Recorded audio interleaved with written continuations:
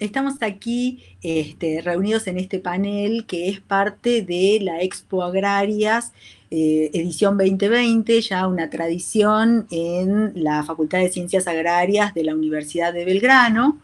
Este año bajo la consigna de cómo será la recomposición de la economía nacional e internacional luego de atravesar la crisis de la COVID-19.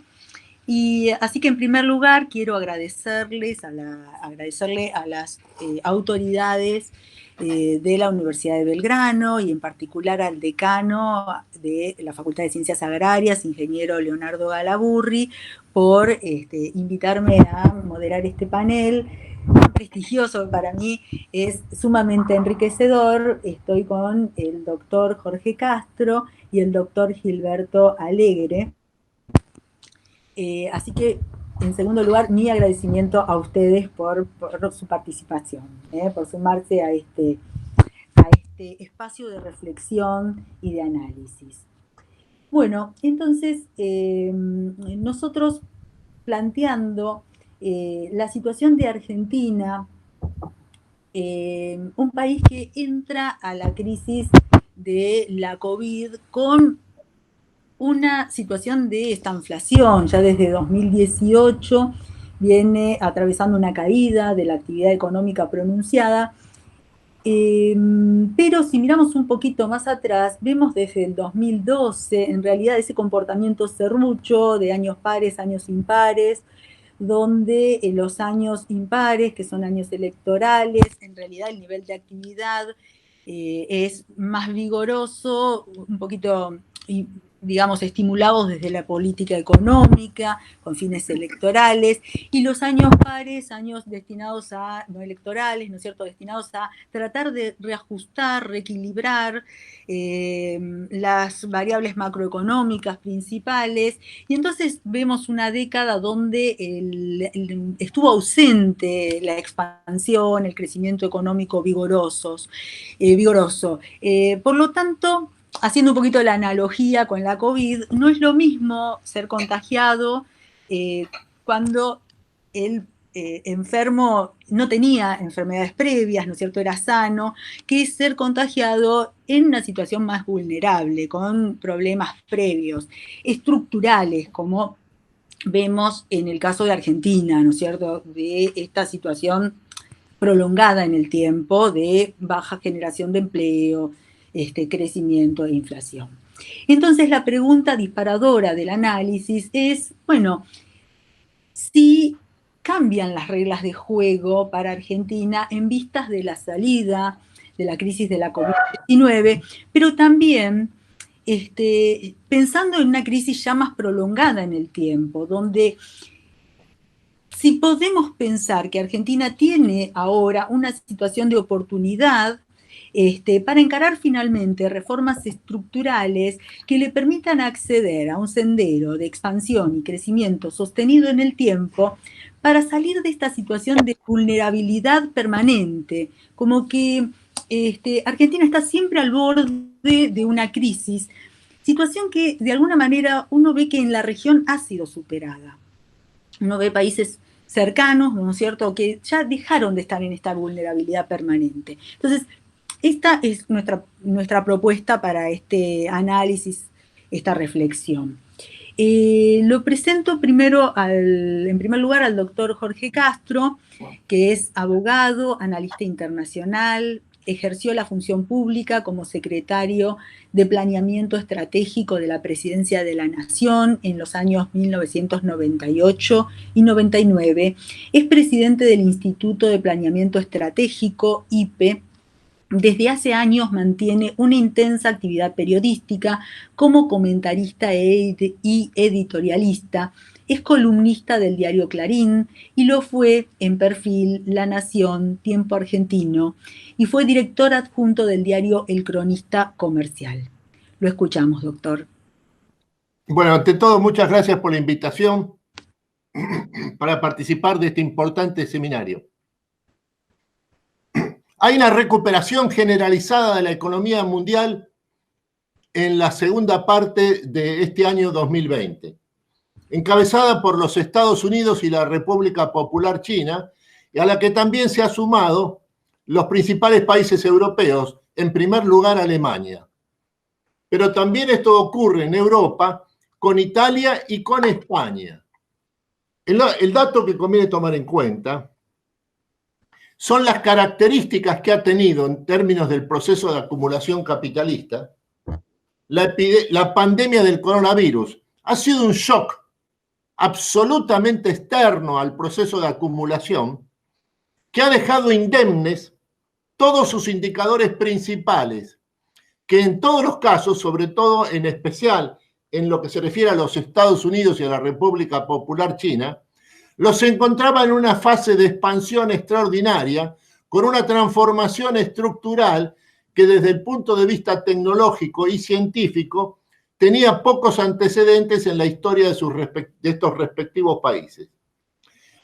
El dato que conviene tomar en cuenta, este es un punto central, este es un punto que ha sido subrayado por el Banco de Inglaterra, el Banco Central de Gran Bretaña, es que el hecho de que esta pandemia del coronavirus haya tenido características de un shock absolutamente externo al proceso de acumulación capitalista y por lo tanto la recesión que ha habido en todos los países del mundo, extremadamente aguda, en los Estados Unidos, que ha ocurrido fundamentalmente en el segundo trimestre del año, con caídas notables en la producción mundial, al mismo tiempo, al haber dejado indemnes todos los indicadores de las economías más avanzadas, ha coincidido este fenómeno de shock externo, absolutamente externo al proceso de acumulación, ha coincidido con otro elemento de extraordinaria importancia a tomar en cuenta para comprender la situación mundial en este momento, que es el hecho de que el mundo experimenta en este momento las tasas de interés más bajas de la historia. Esto se debe a un factor estructural. Hay una liquidez, una hiperliquidez en el sistema mundial, en donde el dato que conviene tomar en cuenta es que, por ejemplo, son más de 17 billones de dólares los créditos otorgados por el sistema financiero internacional que se han sido acordados o se ofrecen con tasas de interés negativas. Esto es el dato central del sistema mundial actual en el aspecto financiero, en el sentido de que las tasas de interés son las más bajas de la historia. En definitiva, acá lo que hay es una coincidencia entre el hecho de que, en términos de la economía capitalista, la pandemia del coronavirus ha sido algo semejante a un super tornado Katrina, pero que tiene un efecto extremadamente agudo, muy grave, pero al mismo tiempo provisorio y que no modifica en modo alguno el proceso de acumulación subyacente de las economías capitalistas avanzadas. Esto, al coincidir con este sistema financiero internacional hiperlíquido, con las tasas de interés más bajas de la historia, está llevando adelante un proceso de recuperación de la economía mundial extremadamente acelerado en esta segunda parte del año.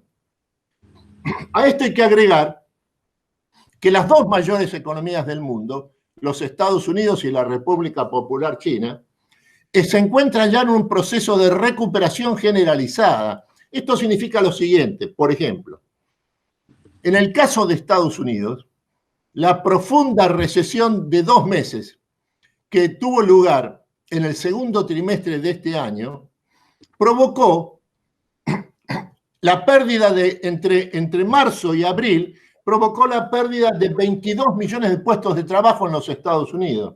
Y luego, en los meses de mayo y junio, se ha recuperado casi 8 millones de empleos en los Estados Unidos. Dicho de otra manera, en 2 meses, la economía norteamericana, la mayor economía del mundo, el 25% del PBI global, ha creado casi 35% del total de los empleos perdidos en los 2 meses previos.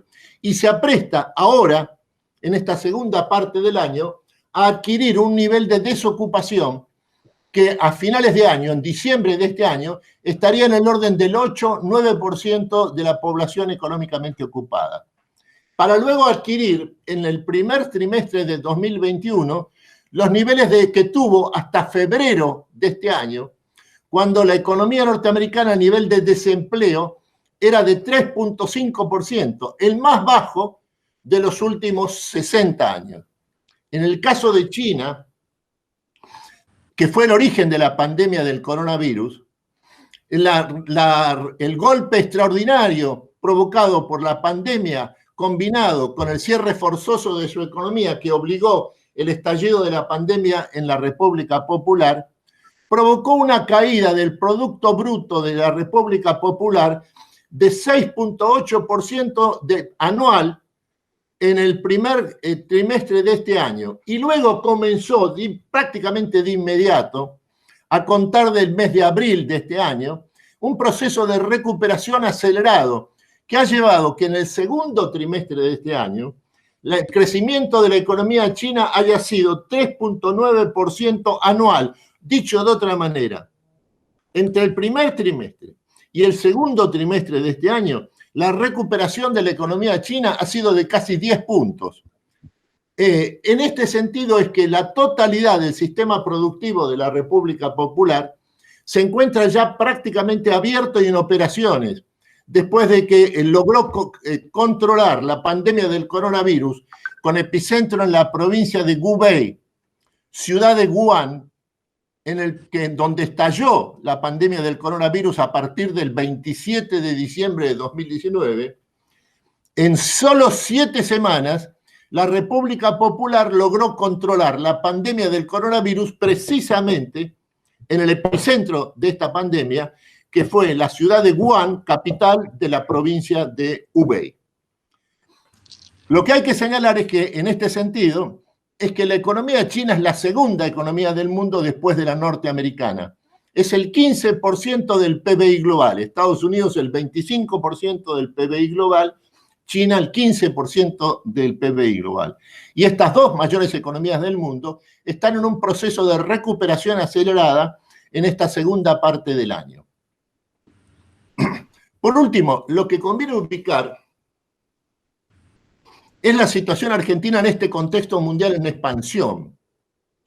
En expansión en el sistema mundial en su conjunto, en primer lugar, y luego algo de extrema importancia para la principal exportación de la Argentina, en la principal colocación de productos que tiene en el sistema internacional, que es la producción y exportación de productos agroalimentarios. Más de 2/3 de las exportaciones argentinas son productos agroalimentarios, esencialmente agroindustriales. Y el mayor mercado para estos productos agroalimentarios es de lejos el Asia. En primer lugar, China, y en segundo lugar, la India. La Argentina, especialmente en el campo agroalimentario, lo que ha tenido un desarrollo extraordinario en el último año, acelerándose a partir precisamente de este segundo trimestre de 2020, ha sido en la producción y exportaciones de carnes a la República Popular. Prácticamente en menos de un año, las exportaciones de la producción y exportación de carnes a la República Popular China, argentinas, se ha duplicado. Y China sola, considerada como país individual, adquiere más del 70% de las exportaciones argentinas de carne. Ahora, y con esto concluyo por lo menos en esta etapa inicial, ahora, en las próximas 2 semanas, se va a firmar un acuerdo entre la Argentina y China para que la Argentina atraiga inversiones chinas para producir carne de cerdo en la Argentina y exportar a la República Popular. Es un acuerdo con capitales chinos que abarca a más de 28.000 millones de dólares en un plazo de 8 años y que de forma prácticamente inmediata implica atraer 3.500 millones de dólares de inversiones chinas para producir carne porcina en la Argentina y exportar a la República Popular en los próximos 2 años. En otros términos, las posibilidades de la Argentina en este aspecto son extraordinarias y están vinculados al hecho de que la República Popular China es el eje de la demanda mundial de agroalimentos y que además específicamente China consume más del 50% de la producción de carne del mundo. Allí está colocada, en definitiva, este extraordinario desarrollo de la producción y exportación de carnes de la Argentina a la República Popular. Muchas gracias. Muchas gracias, doctor Castro. Bueno, ahora lo presento al doctor Alegre. El doctor Gilberto Alegre es abogado, recibido en la Universidad Nacional de Córdoba, docente secundario y terciario, no universitario, concejal en General Villegas entre 1985 y 1987. Fue director provincial de promoción del interior en la provincia de Buenos Aires entre 1987 y 1989. Fue senador provincial entre 1989 y 93 y entre 1993 y 95, vicepresidente primero del Senado provincial entre 1991 y 93. Fue intendente municipal de General Villegas entre 1995 y 2013, reelecto 5 mandatos. Fue diputado nacional entre 2013 y 2017. Durante su mandato fue presidente de la Comisión de Agricultura en los años 2015 a 2017. Presentó varios proyectos de ley vinculados con el agro, destacándose uno sobre la ley de semillas, generando 2 jornadas de debate y exposiciones en la comisión, las que fueron compiladas en un libro que se tituló Ley de Semillas, una deuda pendiente. En la actividad privada es productor agropecuario. Lo escuchamos, doctor. Escuchándolo al doctor Castro, uno se queda siempre con la idea de que Argentina es una promesa constante en el curso de la historia, de que podíamos llegar o que podemos ser, pero siempre vivimos con ese lamento, digamos, de no llegar a concretar todas nuestras expectativas. Es claro que tenemos un sector productivo muy ágil, tenemos condiciones naturales que favorecen el desarrollo de toda la actividad agropecuaria a lo largo y a lo ancho del país y con climas de las más variadas características que nos permiten ofrecer distintas producciones. Tenemos muy buena tecnología, muy buenos técnicos, muy buenas universidades. Tenemos todo lo que hay que tener para hacer una realidad. Pero esa realidad siempre se transforma en una potencia porque no podemos potencialmente, digo, porque no podemos concretar. Y lo que falla, sin ninguna duda, en la Argentina son las políticas públicas. Nosotros no tenemos políticas públicas enderezadas a lograr que todo lo que pueda hacer nuestra gran producción agroindustrial salga hacia el mundo. Hemos tenido vaivenes importantes. Yo recuerdo con el tema de la carne, Argentina perdió la mitad de su rodeo. Yo fui intendente y yo cuento siempre esta historia de que cuando yo ingresé como intendente en General Villegas había 750.000 cabezas de ganado y cuando me fui quedaban 350.000. O sea, en ese proceso se perdieron 350.000 cabezas de ganado que decían en ese momento que el programa era cuidar la mesa de los argentinos. Para General Villegas, 350.000 cabezas de ganado fueron 10.000 viajes de camión. Eso significó despoblar el campo, significó migrar gente a los conurbanos de los pueblos y de las grandes ciudades. Tenemos grandes dificultades poblacionales, grandes dificultades de pobreza, y sin ninguna duda todo esto ha sido un fracaso de las políticas públicas. Nosotros vemos que el mundo puede ser receptor de toda nuestra oferta, pero fallamos a la hora de concretarla. Sin ninguna duda, el problema nuestro está, por un lado, en los productores agropecuarios que siguen mirándose a sí mismos sin observar el fenómeno externo y en la política que no comprende el sector agrario. Nosotros hoy en día, en esta crisis que estamos viviendo, en la cual hemos ingresado con un nivel de pobreza del 35% y vamos a salir con un nivel mucho más elevado, con índices de desocupación enormes, que esto trae aparejado grandes problemas sociales.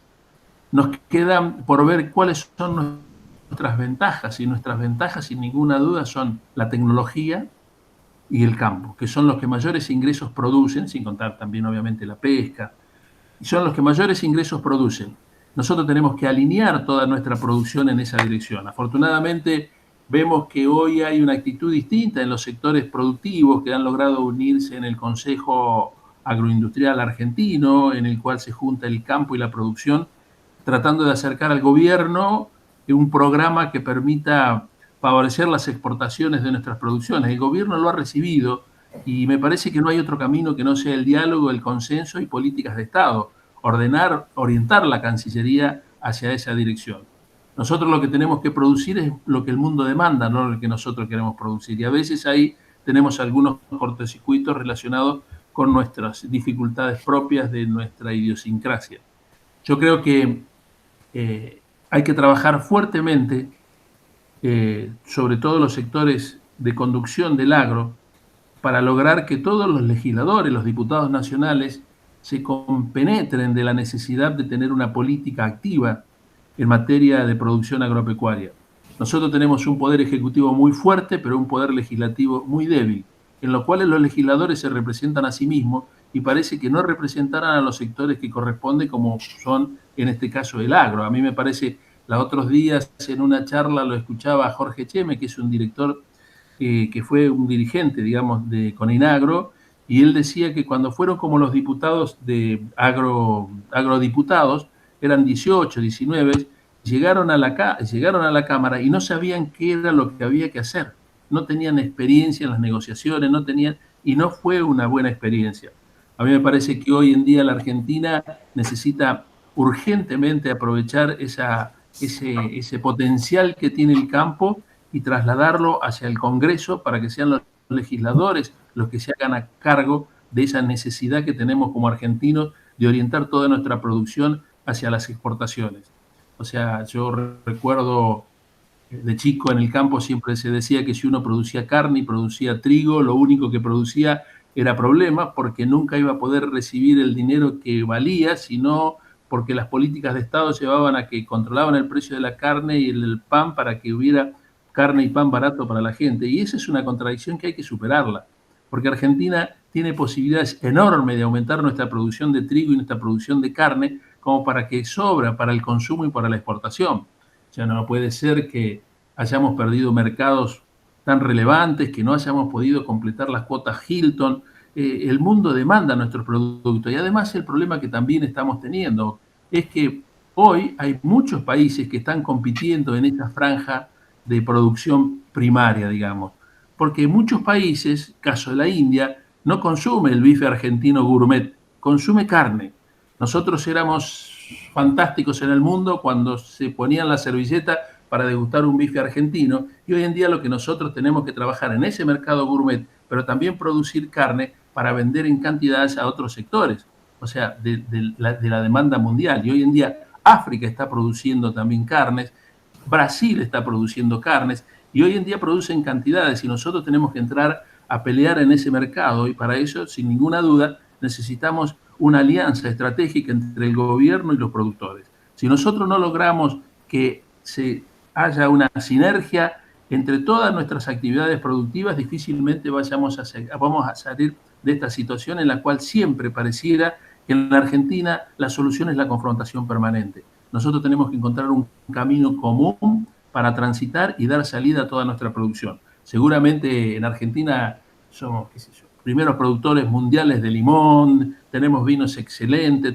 somos el primer productor de pera en el mundo y fijamos mercados, tenemos carne para exportar y para producir, hay infinidad de posibilidades que tenemos, pero siempre nos quedamos porque los gobiernos no han logrado que la política del agro sea algo que integre o que se integre a la comunidad. Nosotros decimos, el campo no genera trabajo. El 22% del empleo privado se genera a través del campo. O sea, es las exportaciones que menos dólares demandan para poder producir. Entonces, el riesgo que tenemos, el riesgo que tiene el campo, es que la salida de la pandemia, cuando se plantee el conflicto de los dineros que necesitan, no haya demasiados lugares donde resolverlo.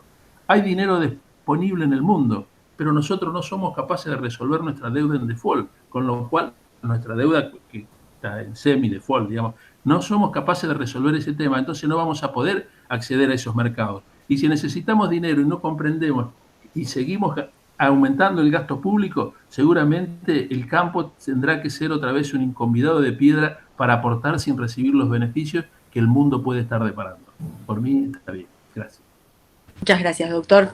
Entonces, quisiera hacerle una pregunta a cada uno. Al doctor Castro, bueno, pensando en la existencia de una relación triangular, digamos, entre Estados Unidos en un vértice, China en otro y Argentina en el tercero, y una relación que refleja de alguna forma esa puja, ¿no es cierto?, de las potencias por los mercados de bienes, de servicios, por el aprovechamiento de recursos humanos, naturales, en el caso de China especialmente, por la colocación de inversiones. ¿En qué medida el conflicto actual en el mercado de comunicaciones, especialmente, ¿no es cierto?, entre las dos potencias, puede afectar a Argentina y de qué manera cómo tendría que posicionarse Argentina para salir ventajoso de esa situación, ¿no es cierto?, incluyéndola de alguna forma esta salida en una salida más amplia del país.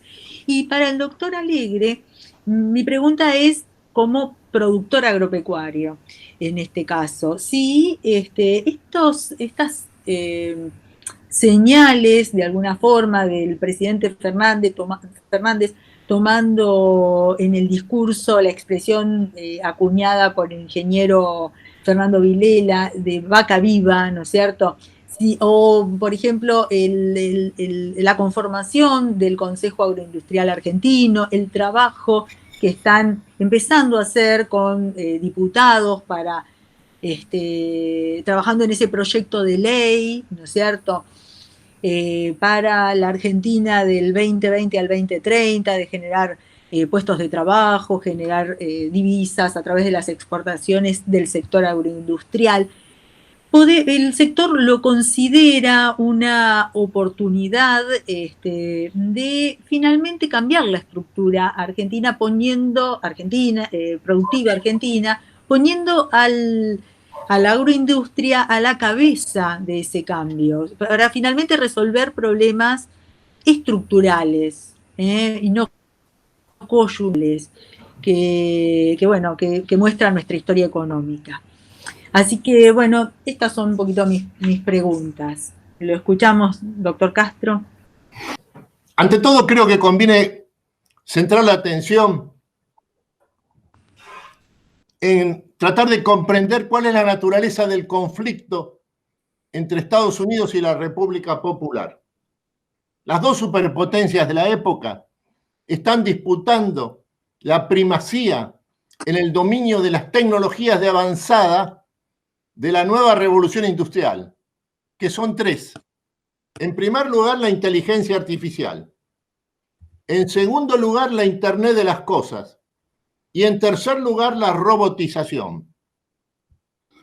Entre la inteligencia artificial y la Internet de las cosas, la mediación fundamental, decisiva desde el punto de vista estratégico, es en la tecnología celular, de los celulares, denominada 5G, de la quinta generación, extremadamente, que tiene una extraordinaria capacidad de celeridad en sus comunicaciones, y en donde el papel de China en la 5G es absolutamente en este momento decisivo en el sistema mundial, por encima de Estados Unidos. En otros términos, lo que Estados Unidos y China están disputando en el momento actual es el núcleo, la esencia de lo que constituye el poder en el siglo XXI, que es el dominio de las tecnologías de avanzada de la cuarta revolución industrial. Y allí, en este momento, en lo que se refiere a la tecnología de la 5G, China, a través de Huawei, dispone de un liderazgo que en este momento es absolutamente decisivo respecto a lo que puede hacer, a lo que hace Estados Unidos en este aspecto del desarrollo de la 5G. China tiene más de 40% del mercado mundial de la 5G en el mundo, el mercado mundial en este momento. Y al mismo tiempo, Huawei, que es la titular de ese extraordinario negocio mundial, tiene una capacidad de inversión en el desarrollo de las tecnologías más avanzadas, referidos precisamente a la 5G, de más de 100.000 millones de dólares por año.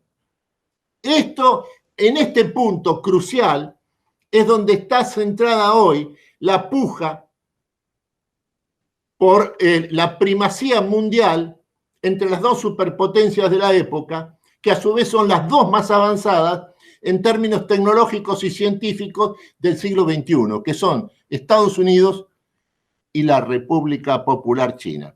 Al mismo tiempo, lo que hay que advertir también es que este año China va a comprar en Estados Unidos más de 50.000 millones de dólares de productos agroalimentarios, 3 veces más de lo que compró en 2018.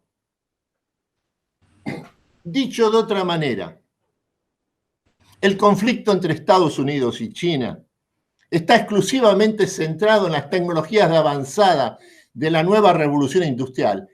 No existe ese conflicto en materia agroalimentaria. O dicho de otra manera, la Argentina no está obligada a optar entre China y Estados Unidos en el plano agroalimentario, todo lo contrario.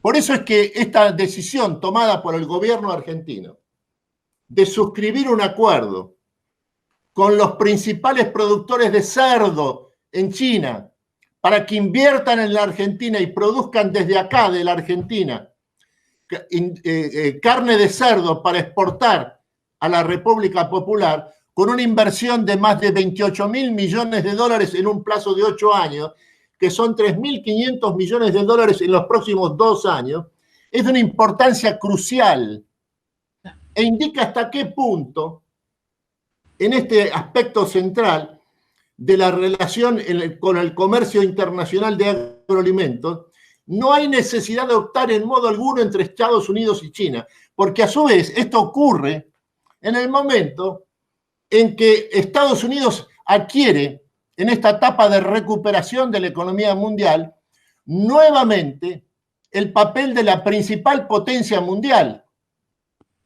El cálculo que conviene hacer en este momento, conviene tener presente, es que el poder combinado de Estados Unidos, sumando el poder militar, tecnológico, financiero, científico, en Estados Unidos, de Estados Unidos en este momento, es el doble, quizá el triple, del total del poder combinado del resto de los países del mundo sumado. En otros términos, el vínculo entre Estados Unidos y América Latina es un vínculo de integración cada vez mayor.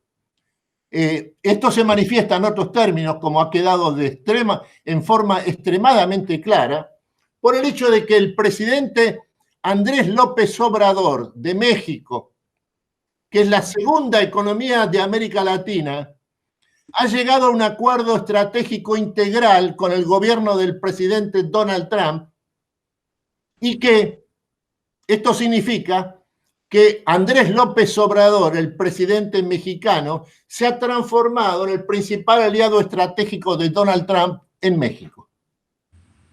En otros términos, Estados Unidos, primera potencia mundial inequívoca e indiscutible.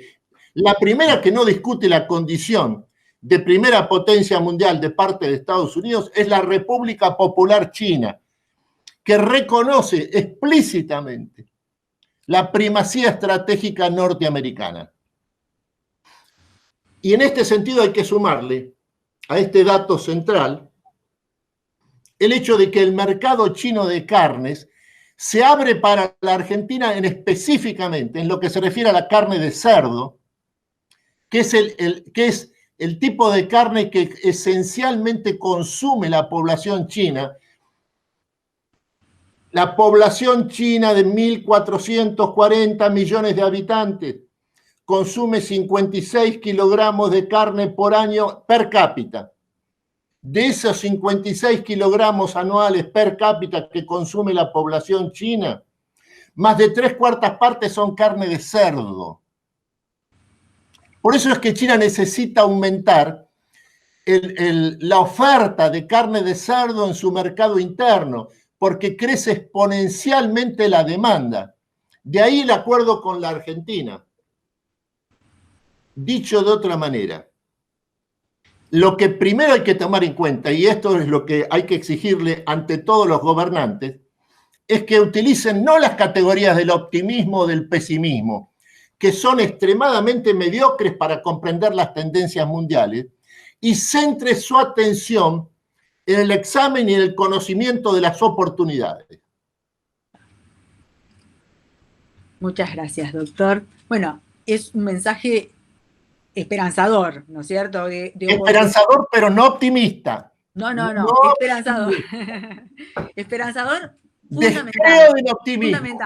Fundamentado. Sobre todo el optimismo de los argentinos, porque va a estar seguido de inmediato, después de 2 horas de euforia, por 14 horas de depresión. Claro.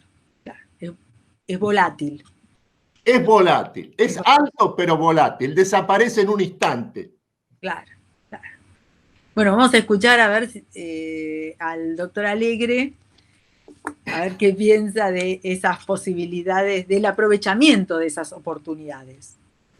Bueno, agradecer a la Universidad de Belgrano que me haya permitido participar en esta expo. Y respecto de la pregunta que quedó pendiente hecha por usted, Mariana, el problema de los argentinos tiene que ver un poco con lo que termina su reflexión el doctor Castro. Nosotros tenemos que pasar desde el optimismo a la acción. Y ahí es donde nosotros fracasamos, y fracasa también por falta de políticas públicas que estén orientadas en esa dirección. Porque Argentina tiene todas las posibilidades de desarrollar todos esos proyectos, incluso participar en el desarrollo de la producción de cerdos. Últimamente Argentina se ve también compelida a producir cerdo. Hay criaderos muy, muy importantes a nivel país que se están realizando en este momento porque hay un consumo muy importante, un aumento del consumo en la cantidad de carne vacuna. Pero lo que pasa es que nuestras políticas no son políticas de largo plazo. Generalmente son siempre coyunturales y espasmódicas, que tienen que ver con determinados optimismos, entonces eso no favorece a las inversiones de largo plazo. Yo cuando lo leía el comentario que hizo Vilela respecto de que cuántos años hace que viene cayendo la cantidad de productores, nos hace ver que el tema no es de la coyuntura de un momento y de un gobierno, sino que hay una política pública de hace muchos años que se viene realizando y que favorece el despoblamiento del interior, el aumento de los conurbanos, que favorece la pérdida de producción en cantidades, digamos, de cualquier materia que uno se pueda pensar que es necesario consolidar, como es el caso de la leche. Y entonces, faltan políticas de largo plazo.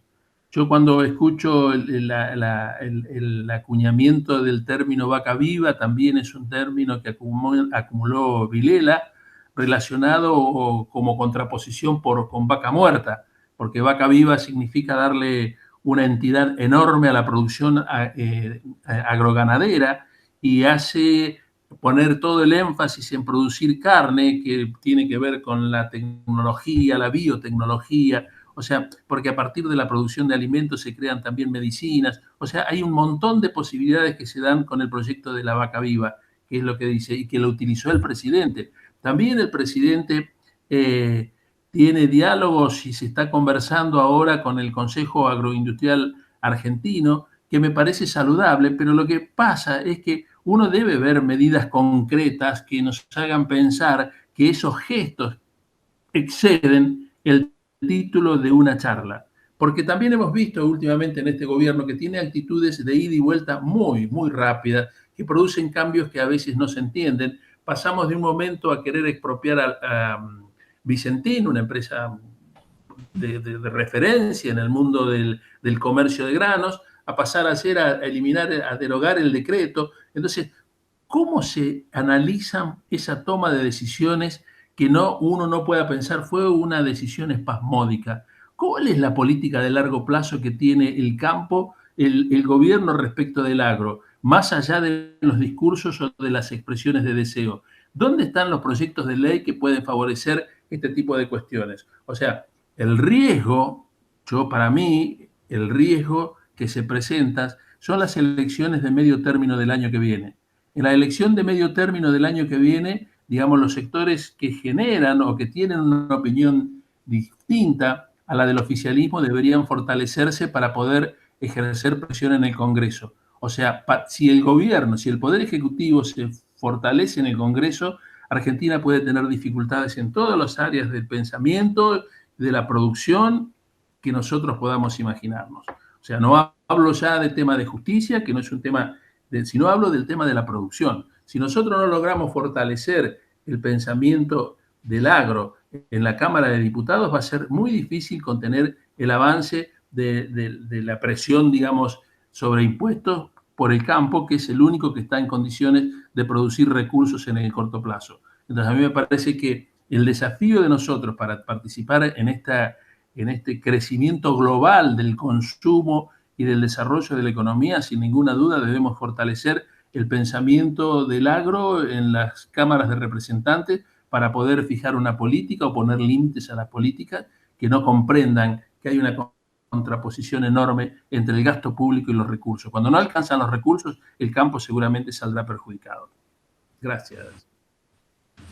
Entonces me quedo un poquito como conclusiones de esta mesa, de este panel, con que los desafíos de Argentina y de los argentinos, en realidad, ¿no es cierto?, para aprovechar las oportunidades que nuevamente se le abren en el panorama internacional, tiene que ver con alargar plazos, extender esos plazos para tener una mirada más larga en el tiempo, de mayor extensión en el tiempo, que le permitan definir y sostener políticas de Estado y definir una estrategia para construir una estructura productiva que le permita a Argentina cumplir un sueño de alcanzar el máximo bienestar, ¿no es cierto?, ese objetivo de la economía siempre, ¿no es cierto?, el máximo bienestar socioeconómico en una Argentina inclusiva, moderna y generadora de riqueza. ¿Pueden ser esas las conclusiones, les parece, de esta...? Muy bueno, absolutamente de acuerdo. Sí, totalmente de acuerdo. Y uno de los principales problemas de la Argentina es la política. La política es la que designan a los jueces, es el que fija el rumbo, y eso es lo que nosotros necesitaríamos cambiar. O sea, si nosotros tenemos problemas, si aumentaron los índices de pobreza, la responsabilidad es de la política. Si aumenta la desocupación, la responsabilidad. La política es la que fija todos los caminos que debe seguir el país hacia el rumbo que queremos. Si nosotros hemos caído como estamos cayendo, sin ninguna duda la responsabilidad de la política, que es lo que tenemos que intentar modificar. El mundo ofrece oportunidades enormes. Nosotros tenemos que saber aprovecharlo, y para eso tenemos que tener una conducción política que comprende este fenómeno. Bueno, muchas gracias a los dos. Por favor. Para mí fue enriquecedor e interesante participar de escucharlos, solamente escucharlos. Bueno, muchas gracias. Por favor, gracias a ustedes, gracias por la invitación. Y un fuerte abrazo al doctor Alegre. Un gusto de estar con vos, Jorge, un abrazo grande también. Y gracias, Mariana, y un saludo a la gente de la universidad. Gracias. Muchas gracias.